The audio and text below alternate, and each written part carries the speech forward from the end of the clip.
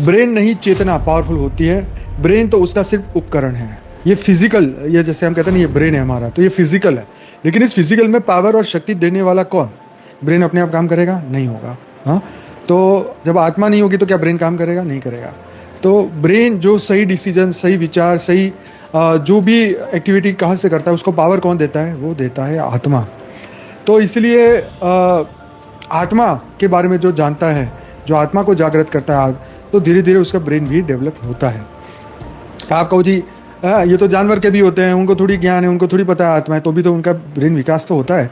तो भाई वो विकास डेफिनेटली होता है शरीर के साथ, जैसे छोटा बच्चा है बड़ा होता है, ठीक है, तो वो उसका ब्रेन विकास होता है ये भौतिक जगत के हिसाब से। ये आध्यात्म के जीवन की हम बात कर रहे हैं कि जैसे जैसे हम आत्मा की अथाह गहराइयों में जाएंगे, उसके ऊपर लगे हुए एक एक आवरणों को जानेंगे, समझेंगे, अंदर और गहराई से जाएंगे, तो हम उस आत्मा को जानेंगे जो कहते हैं ना आत्मा ही परमात्मा। अंत में जानते जानते परमात्मा तक जाएंगे, बनेंगे, परमात्मा बन जाएंगे। और फिर जो रियल में जो कहते हैं ना ब्रेन का विकास, ये दुनिया वाले ब्रेन की बात नहीं है। दुनिया वाला ब्रेन तो जानवर का भी बड़ा हो जाता है, उसको कुछ पता भी नहीं है। लेकिन रियल सेंस में जो बात है आत्मा, ये स्पिरिचुअल लोगों के लिए क्लास है, ठीक है। कई लोग आते हैं ना माइंड पावर वाले कि हमारा माइंड तेज कर दो, डबल कर दो।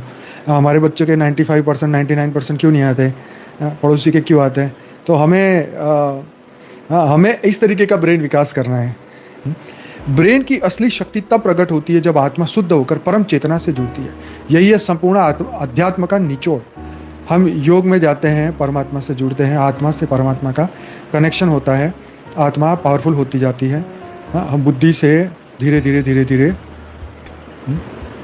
पावरफुल बनते जा रहे हैं। सभी भौतिक जगत की बुद्धि को छोड़ के ऊपर की हमारी बुद्धि और प्योर होती जाती है। तो ब्रेन की असली शक्ति तब प्रकट होती है जब आत्मा शुद्ध होकर परम चेतना से जुड़ती है। यही है संपूर्ण अध्यात्म का निचोड़। तो ये लाइन आप जीवन में जरूर याद रखना। जिसने मन को जीत लिया उसके लिए मन मित्र है, जो मन से हार गया उसके लिए मन ही सबसे बड़ा शत्रु है। जैसे हम कहते हैं ना यार शराब नहीं छूट रही, सिगरेट नहीं छूट रही, ये नहीं छूट रहा, वो नहीं छूट रहा, तो हम क्या कर रहे हैं या मनुष्य क्या कर रहा है? मन हारता जा रहा है।